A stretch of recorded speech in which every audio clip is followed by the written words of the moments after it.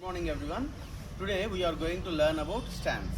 So setup లో మొత్తం 3 steps ఉంటాయి. ఒకటి గ్రిప్పింగ్, స్టాన్స్, ప్యాడ్లింగ్, ఈ మూడు ఉంటాయి. సో గ్రిప్ గురించి మనం ఆల్రెడీ నేర్చుకున్నాం. So now we are going to learn about stance. So a perfect stance gives us mobility and stability. Mobility అంటే ఏంటి? ఎటైనా మనం ఫ్రీగా మూవ్ అవ్వగలిగే ఒక క్యారెక్టరిస్టిక్. అలాగే స్టెబిలిటీ అంటే ఏంటంటే మీరు నుంచున్నారనుకోండి, మీరు చక్కగా ఇట్లా మూవ్ అయ్యి ఇలా పడిపోతూ ఇట్లా వెనక్కి పడిపోతూ లేకపోతే ముందుకు వెళ్ళిపోతూ అట్లా ఉండకూడదు. ఓకేనా?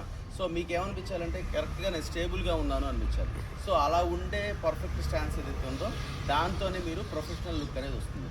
ప్రొఫెషనల్ లుక్ కోసమనే కాదు, మీ మీద మీ కంట్రోల్ కానీ బ్యాలెన్స్ కానీ ఏదైనా కూడా రావడం అనేది జరుగుతుంది. సో పర్ఫెక్ట్ స్టాన్స్ ఎలా ఉండాలనే చెప్తాను. Okay, right. Cricket is a side arm game. Most of the time ఏంటి, మనం సైడ్ ఆర్మ్లో ఉండడానికి ట్రై చేయాలి. ఎలా పడితే అలా తిప్పేయకూడదు. లోవర్ బాడీ ఒకవైపు, అప్పర్ బాడీ ఒకవైపు అలా తిప్పకూడదు. ఓకేనా? So 2 toes should be in parallel position. మీకు డౌట్ వస్తే మీరు ఏం చేయొచ్చు అంటే ఇలా ఒక లైన్ ఒకటి గీసుకోవచ్చు ప్యారలల్గా, దానికి 2 toes ఇలా టచ్ చేయడానికి ట్రై చేయండి. సో ఇలా knees slightly bend forward. Just మనం బ్యాట్ ఇలా పెడితే అలా రిలాక్స్ అవ్వాలి కంప్లీట్గా. సో దీనికి మనం గ్రిప్ ఆల్రెడీ డిస్కస్ చేసాం కదా, అలా గ్రిప్ పెట్టుకుంటాం. Back should be bend and ఈ షోల్డర్ ఏదైతే ఉందో ఫ్రంట్ షోల్డర్, దీనికి ఈ చిన్న ఇలా లైట్గా టచ్ చేసే విధంగా అనుకోండి, ప్లాన్ చేసుకోండి. సో ఇదనమాట.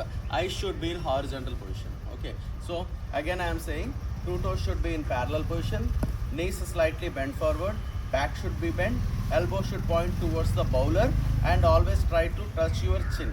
మీన్స్ ఏంటి, ఇట్స్ అన్ ఇమాజినరీ అనమాట. సో ఈ చిన్ దీనికి స్ట్రైట్గా ఉందని ఉంటే అప్పుడు ఆటోమేటిక్గా మీ ఐస్ కూడా ఏంటి హారిజాంటల్ పొజిషన్లో ఉండడం అనేది జరుగుతుంది. Okay, so this is all about stance, right? Thank you.